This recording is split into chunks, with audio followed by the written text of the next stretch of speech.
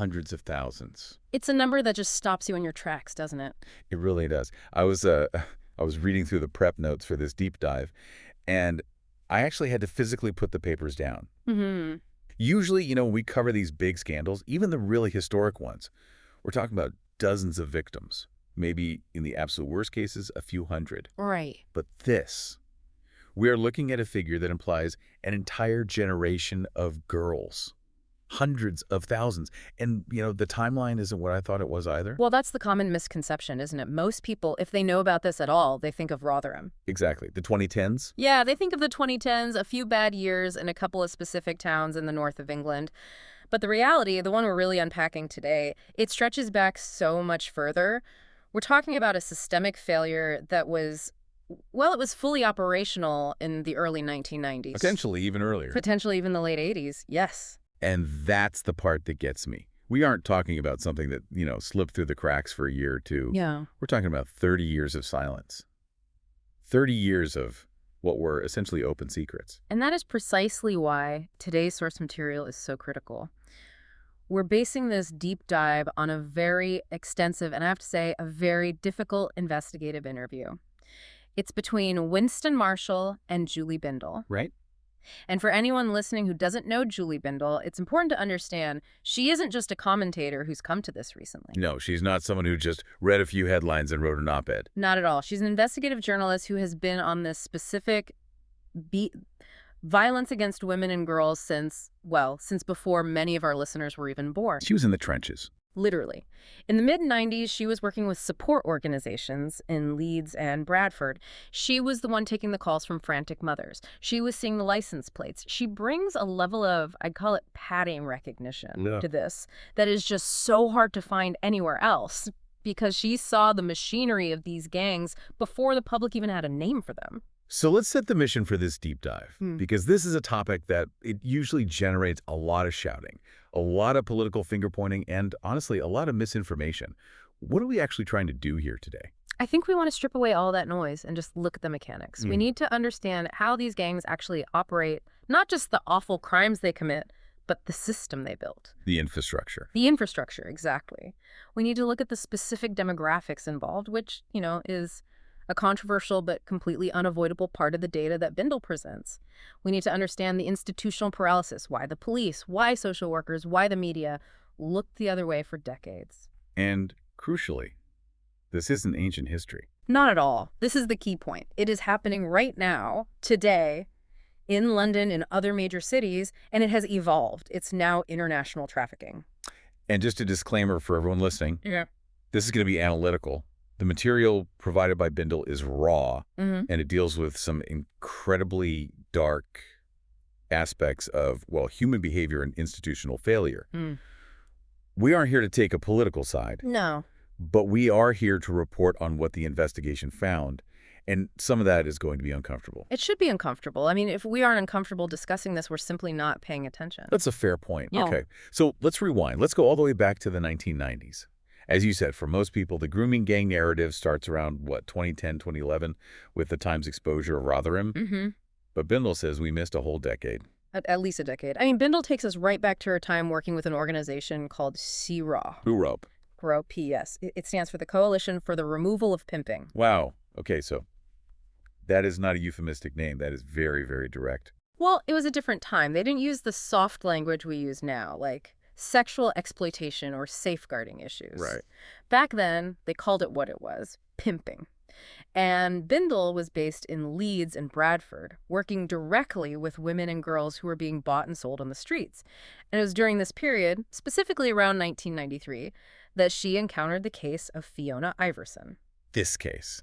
Yeah, I want to spend some time here. Yeah. Because Fiona's story, it just breaks every single stereotype I had in my head about who falls victim to this. It does, and that's why it's so vital to understand. The lazy assumption, the easy narrative, is that these girls are always runaways, or they come from so-called broken homes, or they're already in the care system. Right, the idea that they're vulnerable because they have no one. Exactly. But Fiona Iverson, she was 17 when she was murdered in Doncaster, but the grooming, the process, it started when she was 15. She was a middle-class white girl living in Sheffield. And her family wasn't absent, were they? From what I read, they were very involved. Far from it. Her mother, Irene, was incredibly present. The family was described as liberal. They were peace activists.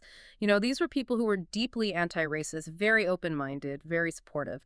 This was a house full of love and progressive values. So you have a girl who is loved, who has a safety net, who comes from what anyone would describe as a good home. How on earth does she get pulled into a violent prostitution gang?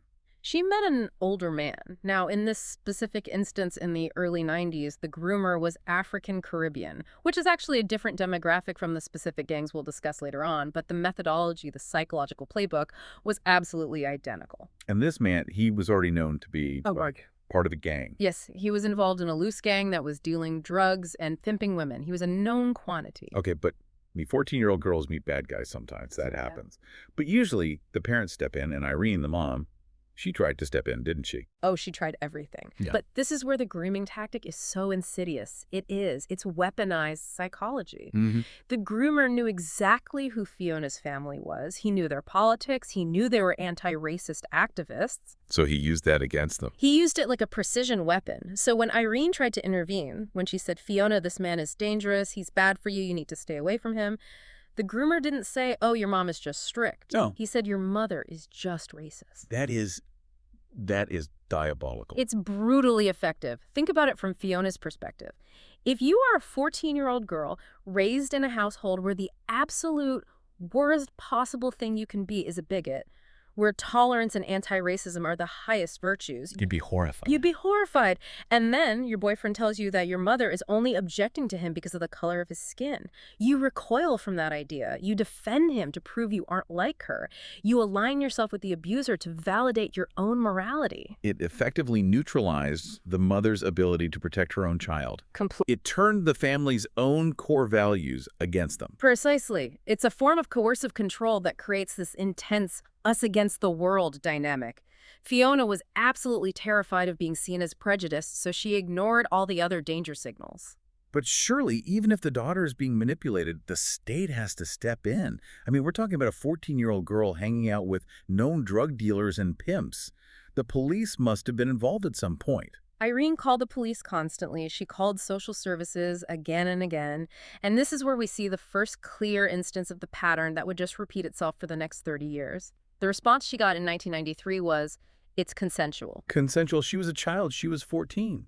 They said, "She's with her boyfriend." They said, "It's a lifestyle choice. She chooses to be there."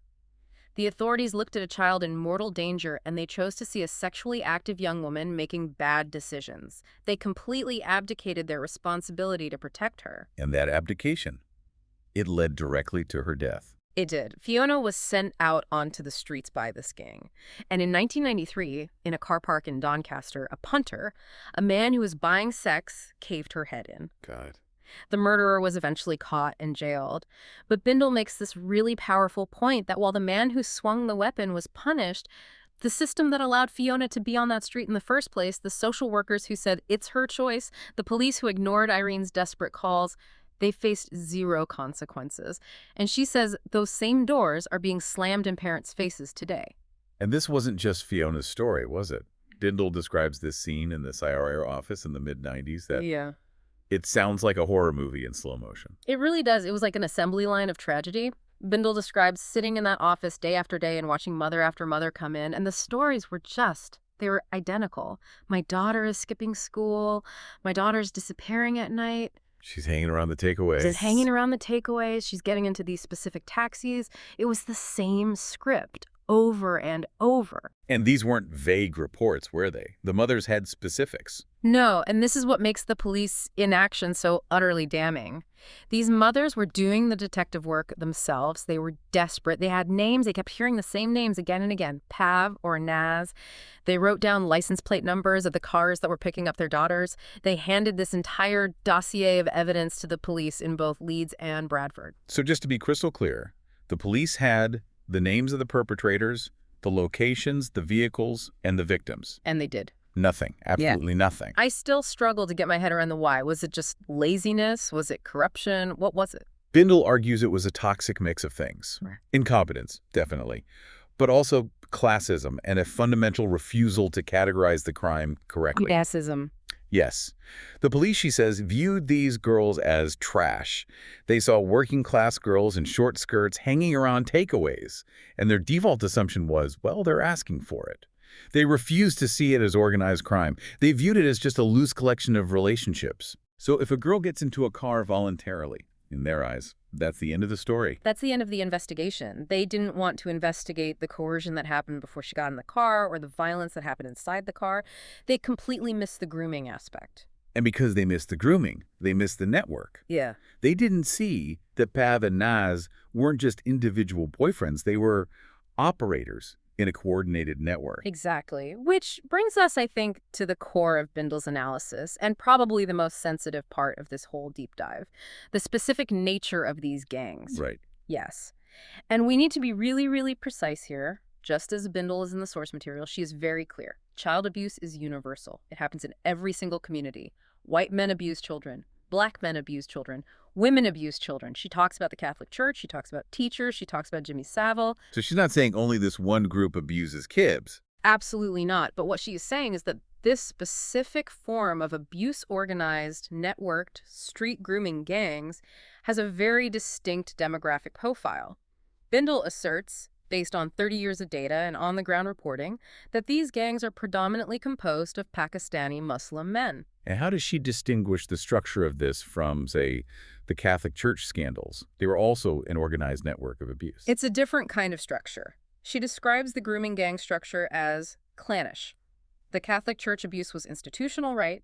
It was protected by a vertical hierarchy of priests, bishops, cardinals, and a culture of silence. Jimmy Savile was a celebrity predator, protected by his fame and connections. Okay. But these grooming gangs, she argues, operate through family ties, extended cousin networks, and very tight community bonds.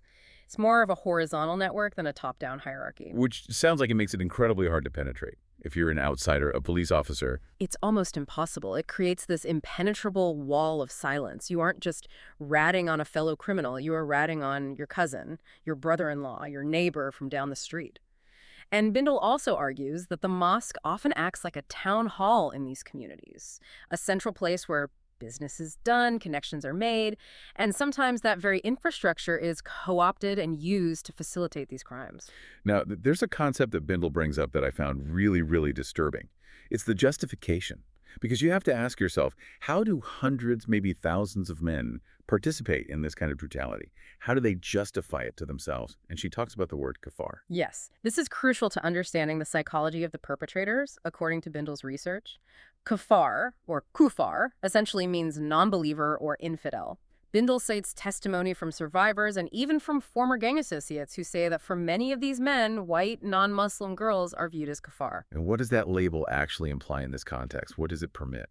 It implies they are trash. It implies they are fair game. It creates a profound moral dehumanization. If you view a girl from your own community as honorable and pure, you protect her at all costs.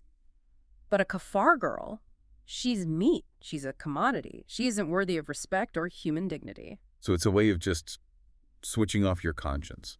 It's a moral off switch, precisely. It allows a man to go home to his own wife and daughter, treat them with love and respect, and then go out and participate in the gang rape of a 14-year-old white girl, because in his mind, there are two completely different species of human. And Bindle even notes that some perpetrators have twisted religious texts to justify this. Yes, she does. She says they've misused certain interpretations of the hadith to frame this sexual exploitation as a form of war bounty. War bounty, as in they see themselves at war with the wider culture. In a loose ideological sense, yes, that taking the women of the enemy or the non-believer is framed as a right, a spoil of war. It's a deeply perverse justification. Now, I can hear the counter-argument screaming in my head already, and I'm sure many listeners are thinking it. Yeah. But these men are just criminals. They aren't real Muslims. Yeah. Real religious people wouldn't do this. And Bindle anticipates that argument. She hears it all the time. And she completely rejects what is essentially the no true Scotsman fallacy. Her point is that religious devotion does not preclude sexual violence. In fact, sometimes, quite bizarrely, it can coexist with it quite easily. She uses that example from Ukraine, right? The pilgrimage. Yes, the human pilgrimage. It's a fascinating and disturbing example. Every year, tens of thousands of Hasidic Jews, these are ultra-Orthodox men, travel to Ukraine to visit the grave of a Rebbe. These are men who are deeply, deeply observant. They're praying, wearing traditional dress, following strict religious laws. And yet, Bindle points out, during this pilgrimage, the local prostitution trade spikes massively. Busloads of women are brought in from surrounding areas to service these pilgrims. Her point is, you can be obsessively religious, following every ritual to the letter, and still view women outside your specific in-group as commodities to be bought and used. So it completely challenges the idea that he goes to the mosque, or he goes to church, or he goes to the synagogue, is any kind of a reliable character reference. Bindle says it's totally irrelevant. The Catholic priests who abused children were celibate and in their own way devout. It didn't stop them. The defense that these are religious men, so they couldn't possibly be running grooming gangs, is, in her view, factually bankrupt. But there's another engine driving all of this, isn't there? It's not just about ideology or lust.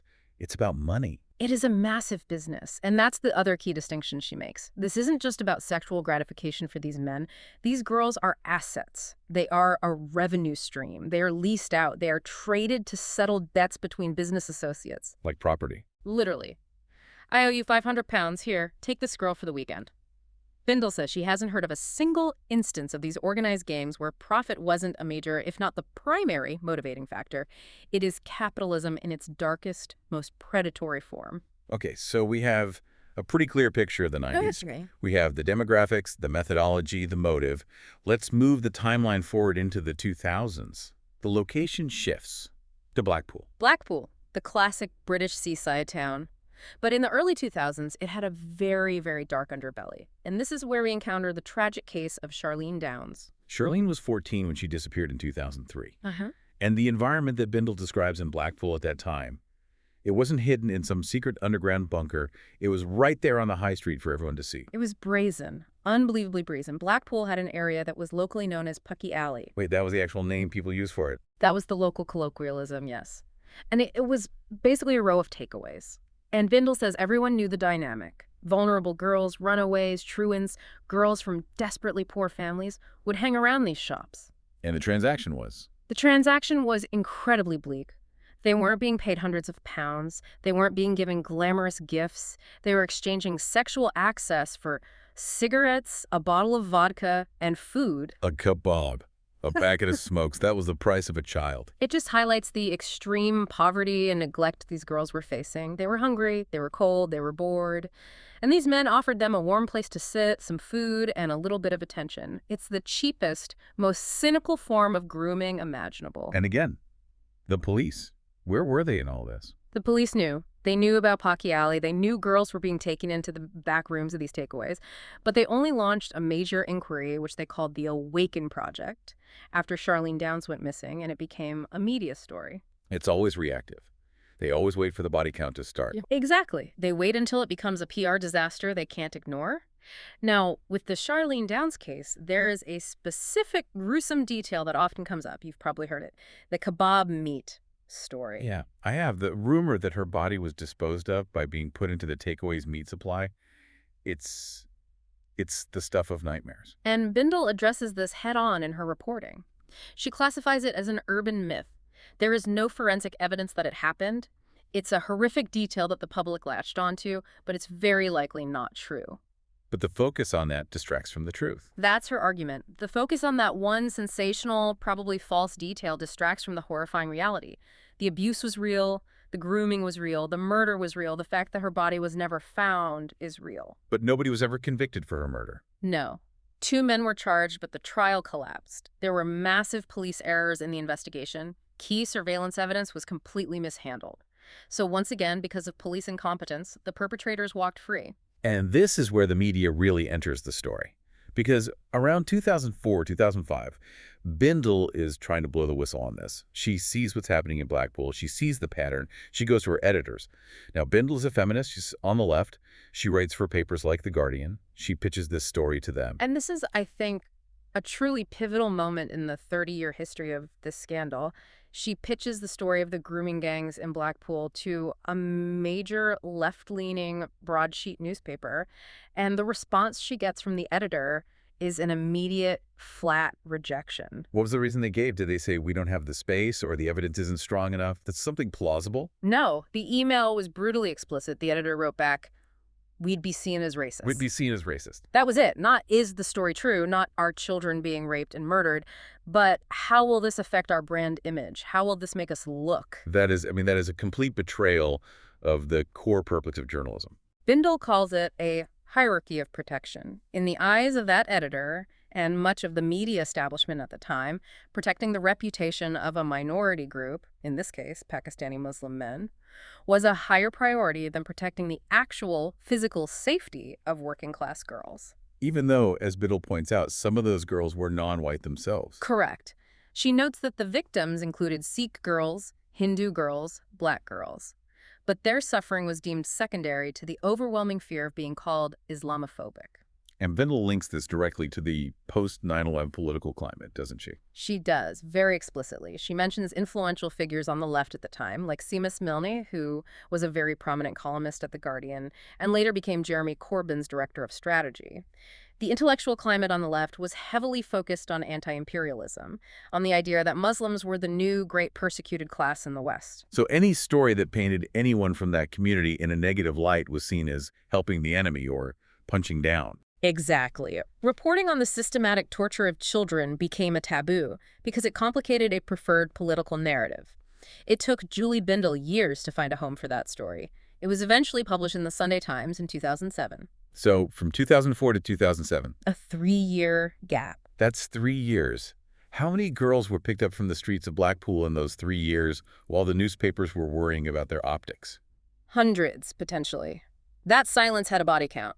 Which brings us to perhaps the biggest silence of all. The elephant in the room, London. This is where the conversation usually stops, isn't it? We talk about Rotherham, Rochdale, Telford, Oxford, all these post-industrial towns, mostly in the North and the Midlands.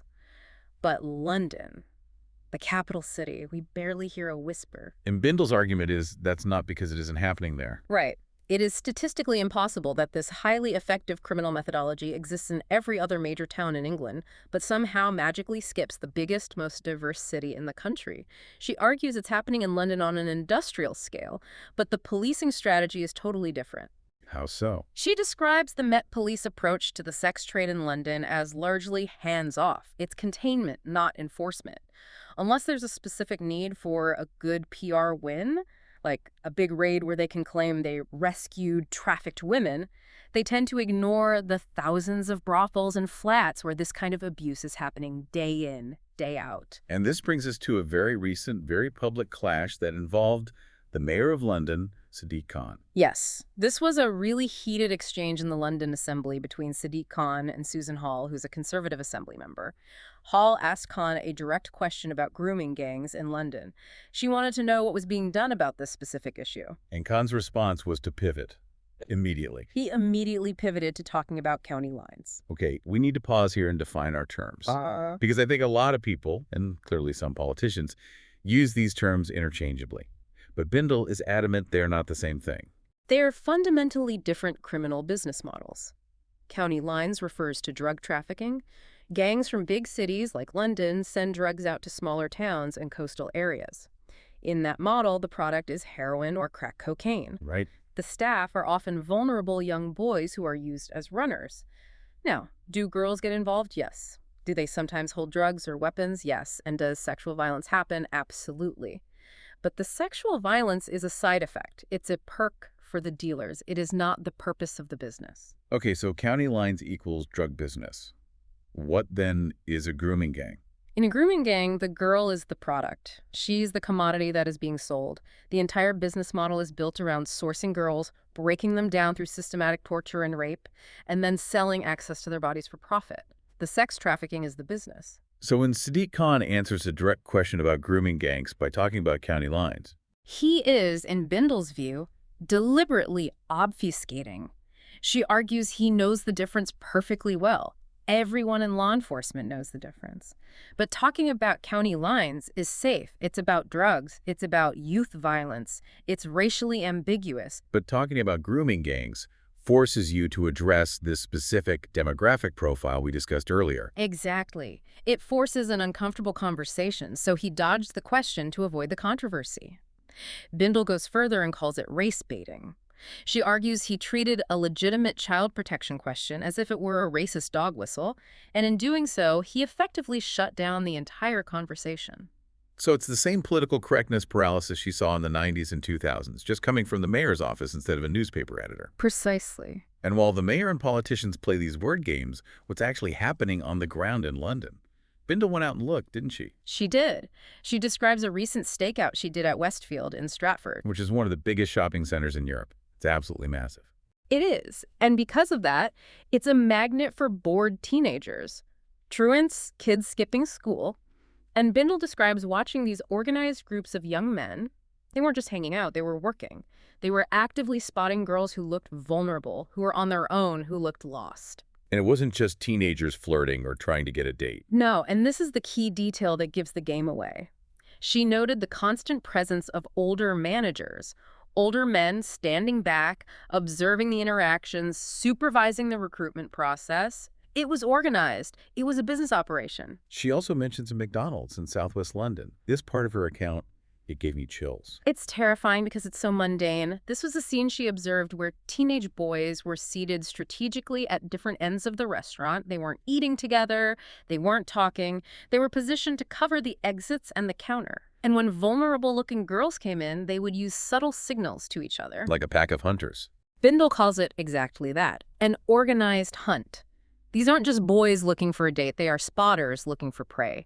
And once the target is identified and isolated, the older men, the ones with the cars and the flats, they move in. It is happening in plain sight under the golden arches while everyone else is just eating their Big Macs. So we've gone from Leeds in the 90s to London today. But the investigation reveals the network goes even further than that now. It's not just domestic anymore. No. We are seeing clear evidence of international trafficking. This is the new escalation. Girls are being taken, or perhaps more often threatened with being taken to Pakistan. Why Pakistan specifically?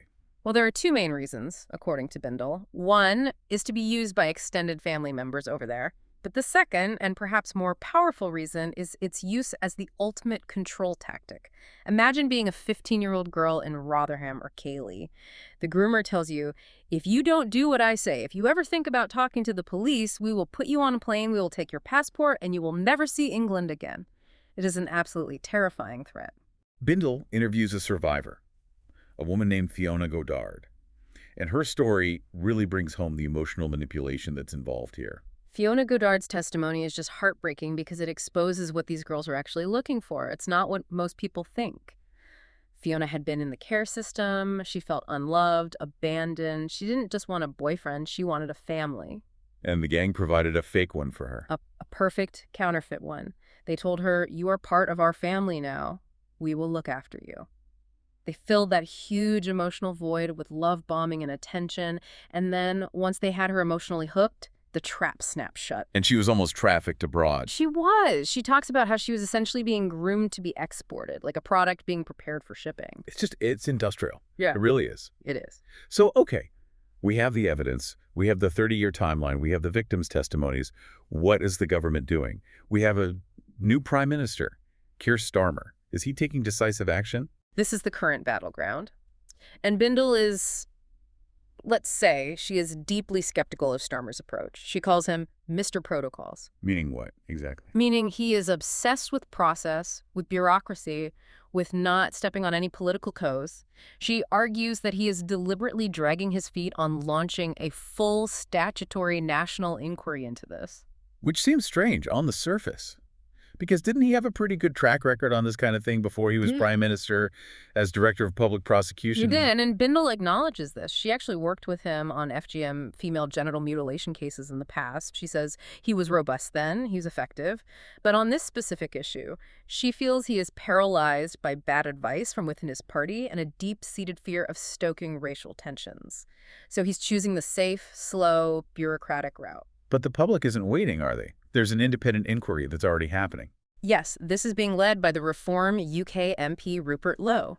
Now, this is controversial because it's not an official government inquiry. It has no legal power to subpoena witnesses or compel testimony, but it is being crowd-funded by the public.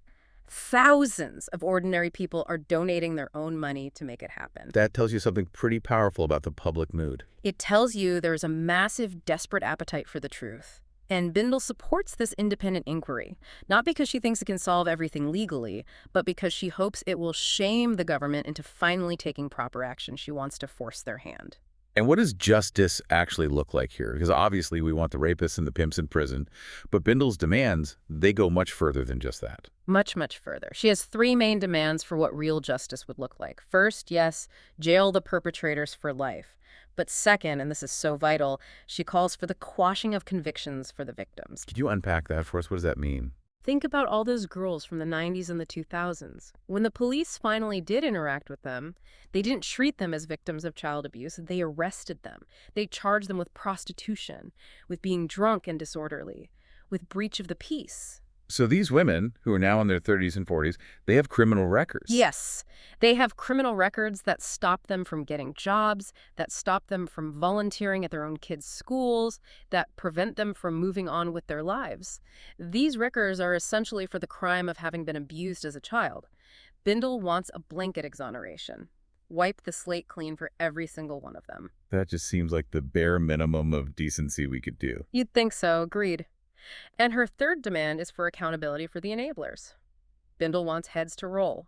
She argues that the police officers who ignored the evidence, the social workers who signed off on lifestyle choices, and the council members who actively covered it up should lose their jobs, lose their pensions, and face criminal prosecution for negligence and misconduct in public office. She wants to pierce the corporate veil of the state so individuals are held responsible.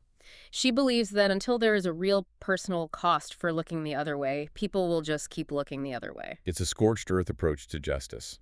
But after 30 years of this, maybe scorched earth is what's needed. It's very hard to argue for a gentle, incremental approach when you look at the sheer scale of the damage that's been done. So we've covered a huge amount of ground here. We've gone from the CRIP offices in Leeds in the 90s, through the takeaways of Blackpool, to the shopping malls of London today. We've looked at the ideology, the money, and the politics that enabled it all. It's a journey that really reveals a systemic rot. I think if there's one single takeaway from Bindle's entire body of work, it's that this wasn't an accident, it wasn't a mistake, it was a choice.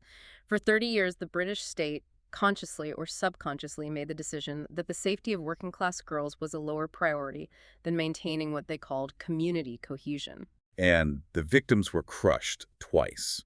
Once by the gangs who, in their own words, called them trash, and then a second time by the state that called them troublesome slags. That quote from the police officer, it really sticks with you, doesn't it? Troublesome slags. That is how the protectors viewed the children they were meant to be protecting. It makes you question the most basic deal we think we have with our government, the social contract. And that is exactly where Julie Bindle leaves us. She brings up that fundamental concept of the social contract. The idea that we, the citizens, we pay our taxes and we follow the rules, and in exchange for that, the state keeps us safe. Exactly. It's the absolute foundation of a civilized society. And Bindle asks this terrifying question. If the state is willing to sacrifice the safety of its most vulnerable children, hundreds of thousands of them, simply to avoid being called names or to avoid having uncomfortable conversations about culture and religion, has that contract completely collapsed? It certainly feels like it has for those victims. And if it has collapsed, what else is happening? If political correctness and a fear of backlash could successfully silence the reporting of industrial-scale child torture for 30 years, what other horrifying truths are currently being buried right now for the exact same reasons? What are we not hearing about today because an editor somewhere is afraid of an angry email? That is a thought that is going to linger for a very long time. This hasn't been an easy listen, I know, but it's a necessary one. We have to look at the machinery if we ever hope to dismantle it. Absolutely. We have to keep the lights on no matter how uncomfortable it gets. Thank you for listening to this deep dive. Stay curious, stay critical, and we'll see you next time.